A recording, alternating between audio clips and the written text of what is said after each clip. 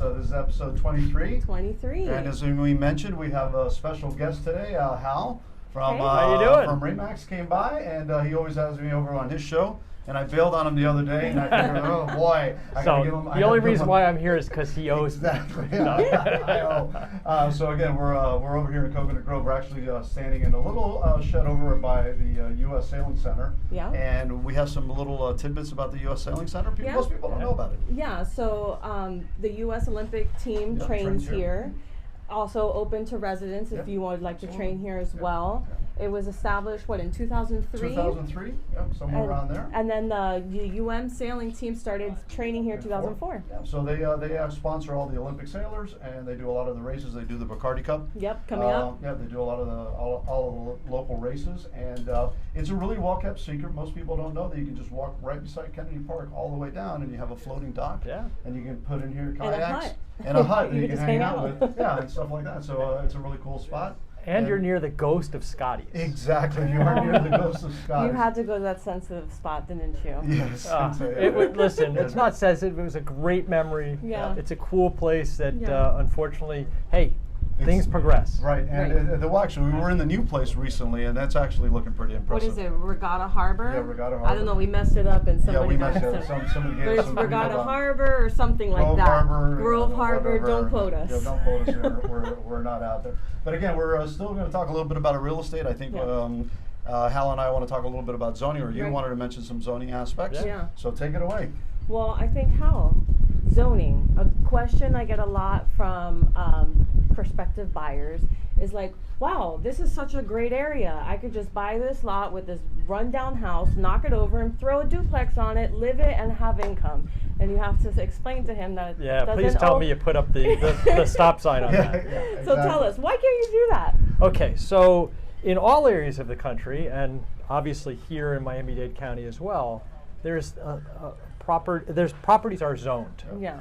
They're zoned because the communities want to make sure that things don't get overdeveloped and that development happens in the right areas so that everything flows well. Right. So most of the times that you're talking about when somebody says, oh, I can buy this piece of land and put up a duplex, they can't because it's already zoned as a residential single family unit that can be placed on that particular piece of property. Yeah. So you have to be careful.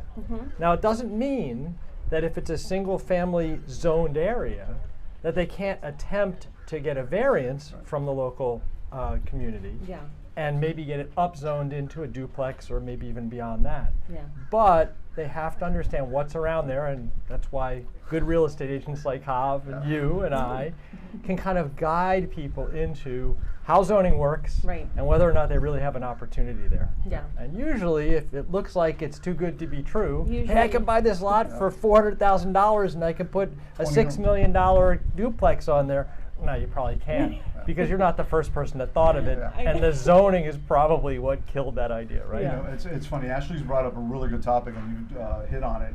Is that most folks don't understand zoning, especially in Miami-Dade County, especially in the city of Miami and some of the other Pinecrest, Palmetto Bay. What ends up happening is that everything has either a single family or a duplex. We call it in the city of Miami, it's a T3R or T3O. And those actually are really, really interesting. And if you want to use a good example of how this manifests, is if you look in West Grove, you'll see a lot of vacant lots. Most of those vacant lots are single family. So you can only build one structure on them. If they were zoned T3O, they automatically get the duplexes, and that's it. We did a study years ago where we showed like about 100 and something properties, and each one that was vacant or just knocked down was a single family, and they couldn't build it because they couldn't profit on it. Now that's obviously changing a little bit, but I think that's a lot of folks and a lot of agents. I hear agents say things, and it's like, dude, you can't. Why are you saying that? Why are you saying this? Like, then you kind of take the buyer aside and say, listen, you can't do that. Yeah. And we've had a lot of those episodes. You know, a lot of times septic tanks have always gotten in the way about that. Oh, that's true. So it's a when you're looking at properties and if they're vacant, there's a reason why. Get a good real estate agent to understand. Hey, listen, this is the reasons why you can't do this and why you can't do it. So zoning is important. You also wanted to mention about TOD, transit-oriented development. Some pushback. Exactly. Since we're talking about zoning, I don't have the exact numbers, but somewhere approximately 1 million additional people are going to be moving into Miami-Dade County in the next 5 years. Oh my That's the goodness. prediction. This is a lot of people. Yeah. And so the county is looking at how do we deal with this influx of people that are going to be coming into our area and wanting land and places to live. And so, of course, the first thing you think about after that is, well, how are people going to get from place to place, from home to work?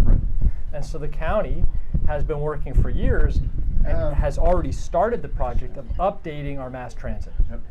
And so one of the facets of their plan was to upzone or have the ability to upzone within a certain distance from all the stations stations, yeah. that are on these lines. And Yeah. there's 7 lines, if I'm not mistaken. The one that I know most of is the Transitway, which runs with US 1 essentially from Pinecrest all the way down into Homestead. Right. Yeah. And so they, about a year ago, said, hey, we're going to upzone all these areas and we have the control.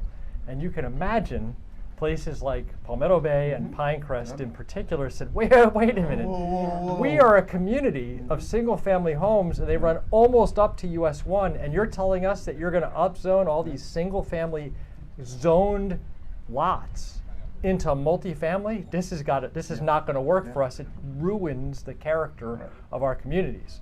So I had a discussion yesterday with the mayor of Pinecrest, and he said the League of Cities, which are all these towns that have meetings. very together. powerful, Yeah, by the way. yeah. And ultimately what they did is they went back to the county and said, listen, we understand you need to have a plan, but this is not the way to do it. And we humbly request that you don't force this zoning into these communities. And thankfully the county answered, yes, we understand. That was not our intention. We're not trying to overreach our authority, and we want to do this right. So we're putting it back on you, those communities. So figure You it have out. to come up with a plan Yep. so that we understand you're not standing still, but we also need to make sure that as we build out our public transit, that low-income housing and more dense housing can happen along the corridor so that they support each other. You can't build a transit system for 1 million new people Right.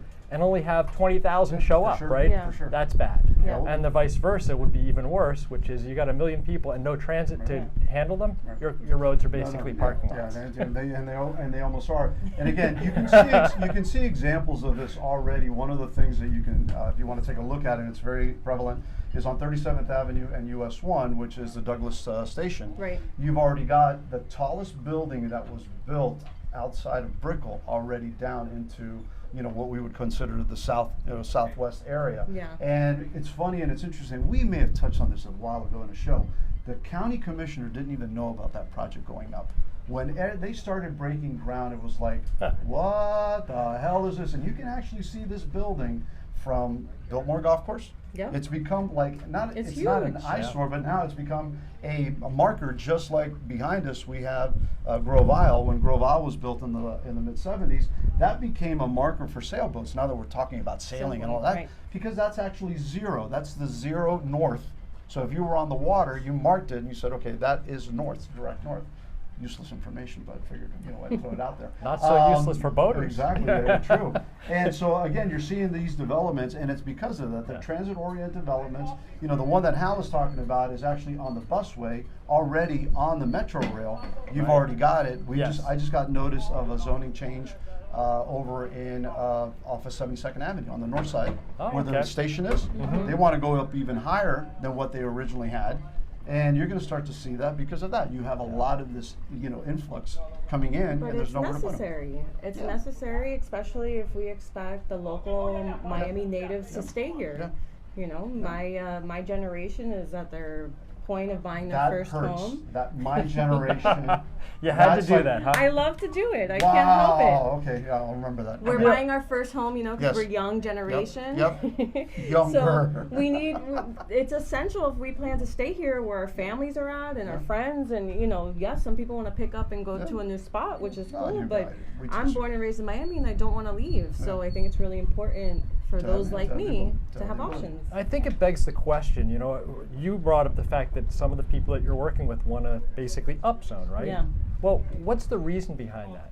And at least, NIMBY in most parts. well, this is not in my that backyard. means stopping it, Yeah. but to me, all this has to come down to the almighty dollar, right? Yeah.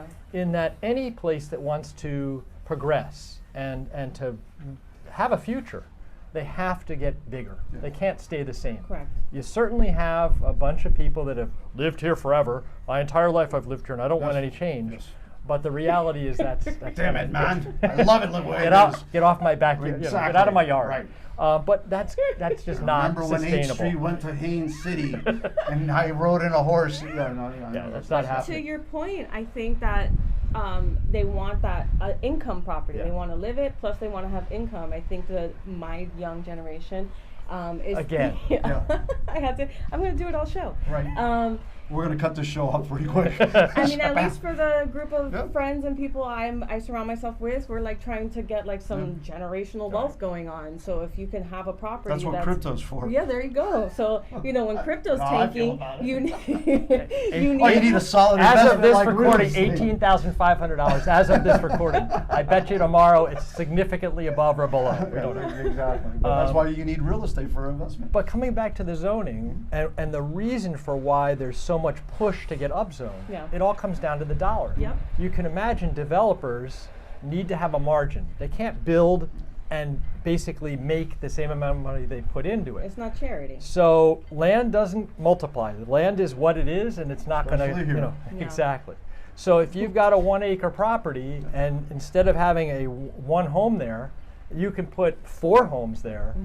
There's profit to be had. Yeah. So developers are going to keep pushing and pushing and pushing on all the municipalities to try to make that happen. Yes. And the idea of each municipality is to try to do a balanced approach to that. Yes, they want more tax revenue, but they also don't want the traffic and the headaches and the problems. Hey, how about water and electric? Yeah.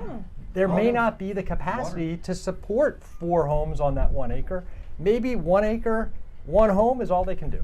So Yeah. it's going to be a constant It is, yeah. It's fight. a give and take. And we did this, we talked about this when we did the show about in the Grove on Grand Avenue, that one of the guys owns 75,000 square feet of land, which is about 2 acres.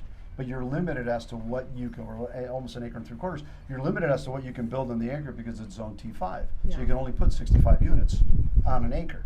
So the maximum that you can put is, let's say, 100 units. You can't build affordable. You can't build anything that is. Everything is going to be top end, Yeah. and it will come to push. I mean, I think it's gonna end up happening. I don't see it happening immediately, but I do see that these projects will have to happen simply because of the amount of people that you're getting in here. You don't want any brain drain. You don't want continuing people, talented folks stepping out of the city, just like yourself. We don't want to lose you. And Notice I think we said you were talented, exactly, not necessarily exactly, younger. young, exactly. So All right, guys. I think that's one of the keys that we're going to really start to look at. And how you bring up a good point. It's how the cities are going to manage it. Right. And we're always going to complain. There's always going to be citizens out there that are going to complain because of the mass. But the reality of it is you have to balance both of them, Yeah. and it's very, very difficult to do. And zoning is what Big driver of what it. drives it. So you're going to see a lot of big projects, basically on the corridor on US 1. Just start looking for them. You're going to see one on 27th is already coming up. You're going to see the one on 37th. You're going to get a new one on 72nd, and for sure you're going to get a new one in Dayland. On Well, the Dayland I station, live, for a fact. over in Silver Bluff neighborhood, and right next to the Metro Rail, Right. what used to be a little 4-door little multi-family, it's now turned into, they knocked it down. I don't even know how many floors. I think it's 4 or 5 floors. I don't know how many units, but all of a sudden, overnight, this building popped up in my But neighborhood. you're getting a Target. I am, so I'm not complaining. No, about that's it. complaining because we got a Target. So there's like that's your balance. Over You there. could build a whole row of There- buildings. there If I you have go. a There Target you go. walking We're distance, doing good. I'm happy. So again, we touched briefly on zoning, and I think that's really important. When you're out there and you're shopping, and that a good agent knows what zoning is, understands the zoning process, understands what you can and what you can't build. And I think how you touched on it, and I think just keep that in mind that good agents know. We've been doing this long enough to understand. Right. Hey, you can't do this, and we're gonna try to educate you into the reason why. Absolutely. Want You to have close to- out the show? Well, yeah, I will. Okay. You have to end with you need a good agent. You need a good agent. Somebody that understands the local, the hyper-local Yeah. market. And Zillow doesn't do that. No, they don't. They do good math, Yeah, but that's they do. about They it. got great math. And like I like to say, real estate porn. They're the best in pictures. That is true. Got all that down. But if you're looking for agents that know what they're doing, Jav, thanks for inviting You're me. very welcome. These are 2 of the best. And the young one. Oh, wait a The minute. younger one. I was pointing at the two of you. The younger young one, that's Yeah, me. yeah, there you go. But, everybody has their specialty. Jav, you got your specialty. I tend to work around the Palmetto Bay and Pinecrest areas. And, look. Since I'm a young agent, I'll work with anybody.